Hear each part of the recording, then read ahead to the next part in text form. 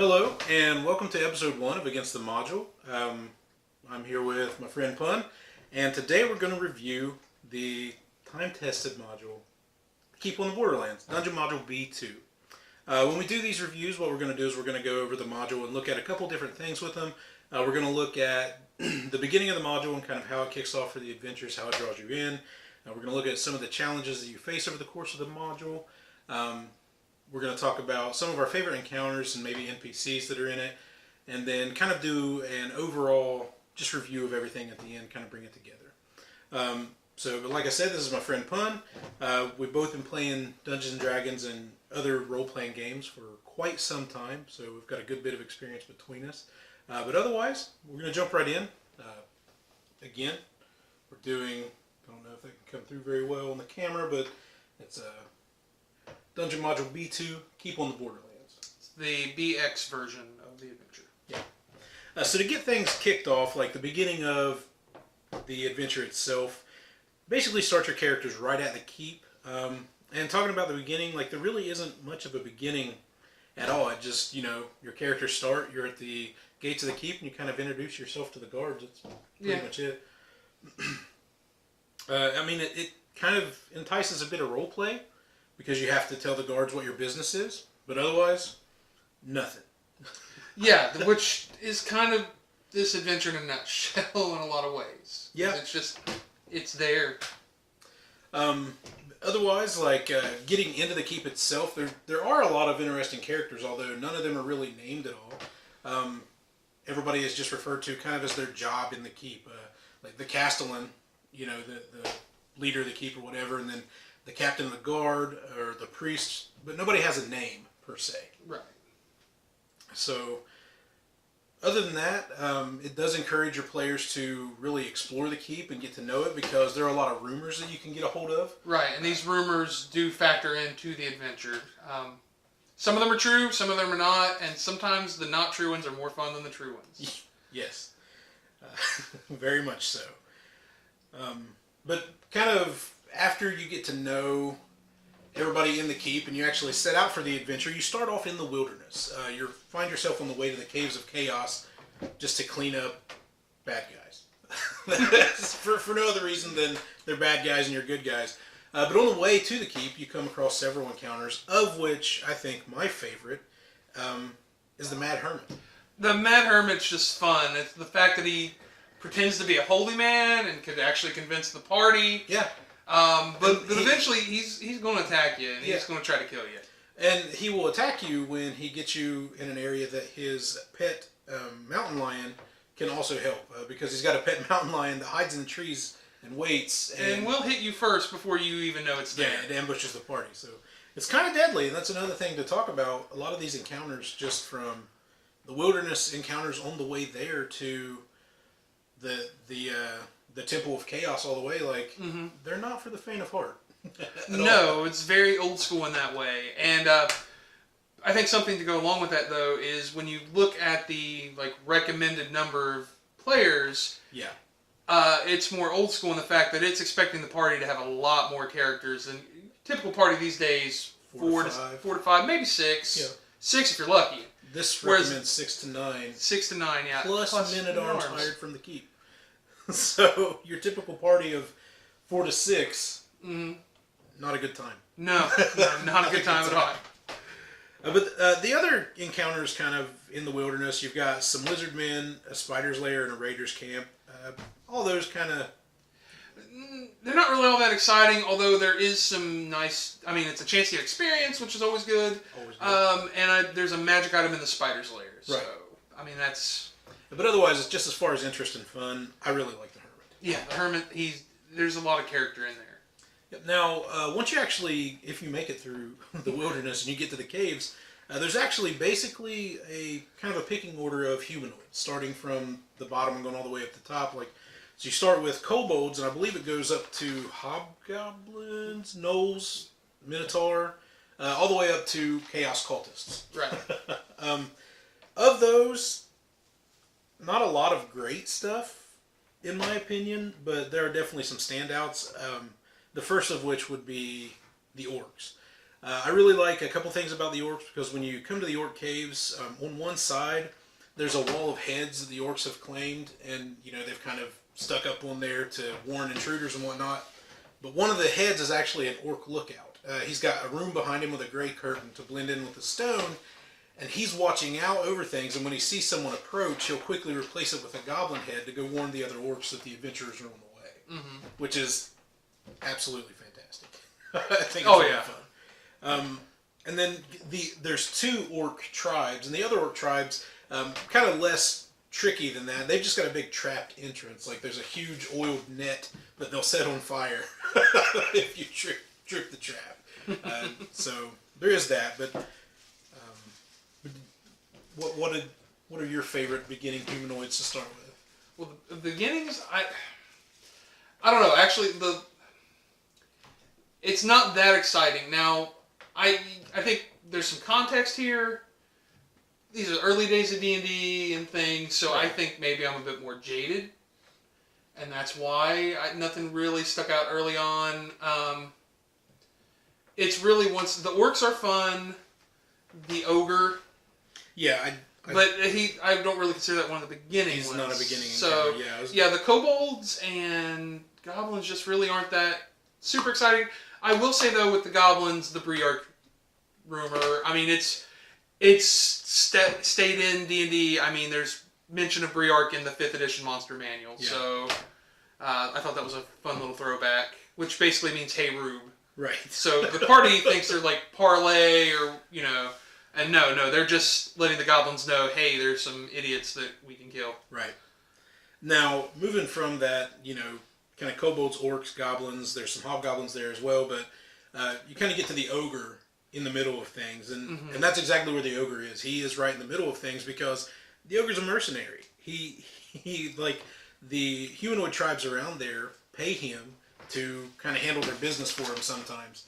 But also, you have an opportunity as the party. If you try to pay him, like if you kind of see the interaction and whatnot, and you think, hey, we'll pay the ogre, he takes everybody's gold and just bounces.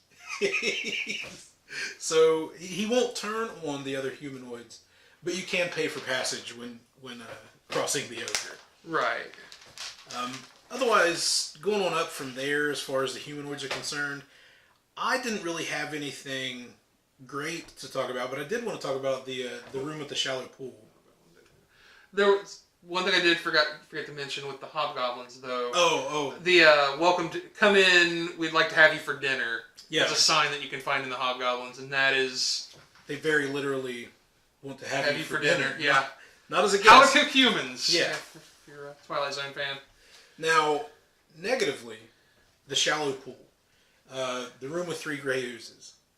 Again, nobody likes Jello. No, I hate oozes in encounters. They're terrible. The gelatinous ooze is the only one that really gets a pass from me.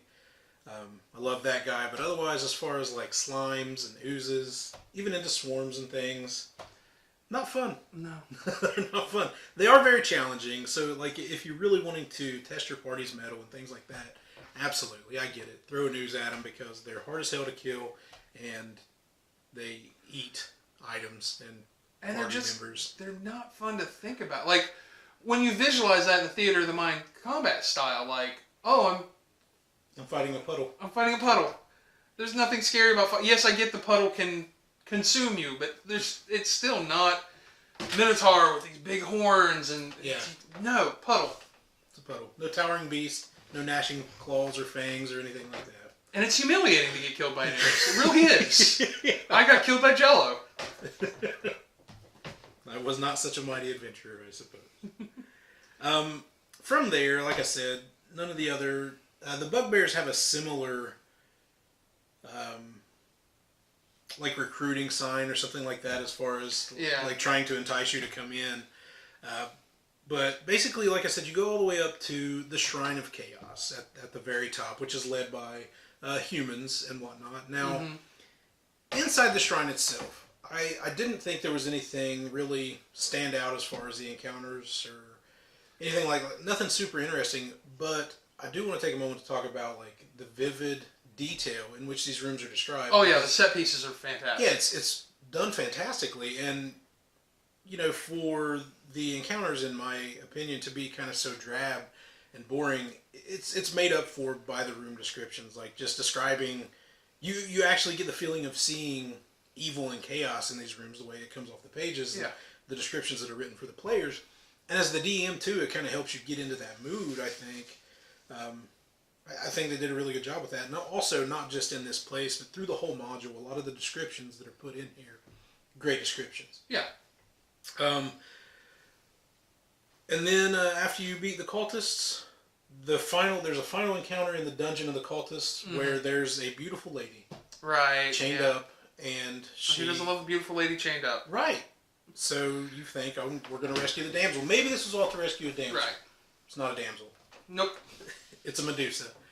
And she's Medusa. I mean, she's evil. She will try to convince the party to free her. If she has turned anybody to stone, she offers some stone to flesh. She says she has them, but she's not going to give them to you. No, she does have them, though. Yeah. She's not lying about that. Right, no. But she's a tease. Yeah, total tease. And she will just attack the party if you free her. If not, she will use her petrifying gaze on you to try to turn you to stone if you attack her while she's chained up. Mm-hmm. And that pretty much closes out the adventure. There's no real... What's what I'm looking for here? Nothing. Yeah. There's nothing. There's no, there's not even any There's kind no of wrap bounty. up or anything. Yeah, No. or anything from the... Like, you can't go turn in ears from slain humanoids or whatever to prove you've cleaned the caves out or anything. To get a little bit of gold or some recompense for doing this. There's just... No. You're like, all right, we're done. Good job. We did it. And again, maybe that's a more modern RPG mindset that we're going into, because this is, I mean, with fresh eyes, early days of the game. It was a combat game. Yeah. Like, let's fight stuff, let's make it cool. Yeah. And they weren't really so much about character interaction and role-playing and things like that are really kind of put to the forefront of the game nowadays, I think, in my opinion, because there's a big focus on role-play now, which is really fun. And if you know, you want that to be part of your game, then that's fine for that to be part of your game. I like it as part of my game. Right. But a lot of these older modules, I think, they're just, it's not designed into them. Especially, you know, this one from Basic. Yeah. I mean, it's, the possibility is there. Absolutely. Any DM can take it, and maybe that's a thing. Maybe modern gamers, it's all spelled out, and it's just kind of assumed that it's going to happen. But, you know, otherwise, it's just, you go kill stuff. You get XP, you get XP. gold. Yeah, whatever treasure is there is yours. Now, to kind of just talk about everything as a whole, you know, through all the encounters and everything, my favorite two, I had two, I couldn't pick between them, but my favorite two were the Hermit and the Ogre. Like I said, everything else was just kind of random NPC encounter to me. Or not NPC, but random humanoid encounter to me. And none of them really stood out. The orcs were kind of lackluster. They had a really good setup for both of their entrances with the lookout and everything, but otherwise... There was one other thing with the orcs, like, they're two warring tribes. Yeah. But the leaders have a secret truce, just in case things get bad. They've got, like, a secret meeting room where they can meet up and nobody else knows about it. But otherwise, you know, the ogre was really fun. Yeah. And the Mad Hermit. Now, we did skip the Minotaur himself. He's got a thing going on with the bugbears, where the bugbears bring him a human sacrifice, and he will protect them. So you do kind of deal with the bugbear and the Minotaur encounter all in one. Right. Or you can, rather. You can. And that's something to talk about also is, if you don't kind of gather some information from the keep, because there are people in the keep who will kind of tell you, you know, we've seen kobolds on this side of the caves all the time. You can wander into the bugbears and a Minotaur at level 1 and just get thrashed. Which, I mean, this adventure is a teaching lesson, and that is... And there's a little bit of that role play there. Like, you can't just go kill stuff. Yep. You need to prep for it. And while it's not really heavy role play, like we said, it does encourage you to speak with the people in town before you go to the caves. Right. But those were my favorite encounters, the Hermit and the Ogre.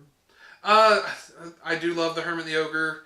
I love the owlbear den just because I love owlbears. I mean, I really can't say that the encounter itself is anything spectacular. Just owlbears. But there's an owlbear. Yeah. They're there. And then I also like, I'm looking to see which group because I did forget. I apologize for that. The Hobgoblins, the prisoners and the Hobgoblins. There is a gnoll, and I just like the idea that there's this crazy gnoll that you're like, oh, this guy's going to help us. Oh. And no, it's another one where he'll pretend like he's going to help you and then betray you. At the orc, there's an orc there that'll do the same thing. Like they're going to screw you. Which is another trend of this adventure. Betrayal, because there's a priest in the keep. And everybody likes the guy except for the actual cleric of the keep. Yes. The cleric he says he's kind of shady and shifty, and he doesn't really know about him. He doesn't necessarily call him out as being a bad guy. But everybody else, like this priest, is a really good guy, and he's got a couple other priests with him, and he will happily go along with you to help you in the caves, and he will immediately betray you as soon as it turns bad for the party, because he's a chaos priest. Right. He's a mole. Yep, exactly that. He's in the keep to find out, who's coming for them or whatnot. And if you tell him you're going, he'll go. He'll help out and then kill you immediately as soon as he gets the chance. Overall, as far as the adventure is concerned, there's a lot of things I liked about it on a lot of different levels. Just first of all, the descriptions and everything, beautiful descriptions, really like worded well, written well, and very thorough. Like every little detail is spelled out really good, really well. By the way, also the setup of the maps and everything inside the book, that's something we didn't really talk about, but the maps and kind of the encounters, they're all spelled out exactly how they'll do what they'll do when the party approaches and whatnot. Like, because that's one thing, this is a beginning adventure for players, but not only that, it's a beginning adventure for a DM as well. Right, and there is some introductory DM material before the adventure proper. And it really leads you through DMing the thing very well. It tells you exactly the tactics that the monsters will use to combat the PCs. And it also talks about, which is something I think that may get kind of left behind a lot, but if there are monsters who can get away, any of the humanoids who can get away in the battle, they start losing it, they will. They'll go to another room where there's more of them and get some backup and whatnot. Right, but, and you may even get alliances between races. Yeah, because the party's coming and they want to survive. It's their caves.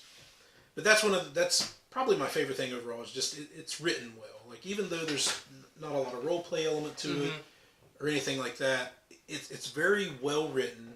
It's a good framework. Yeah, for exactly what it is. For beginnings, for players and a DM, it does that fantastically well.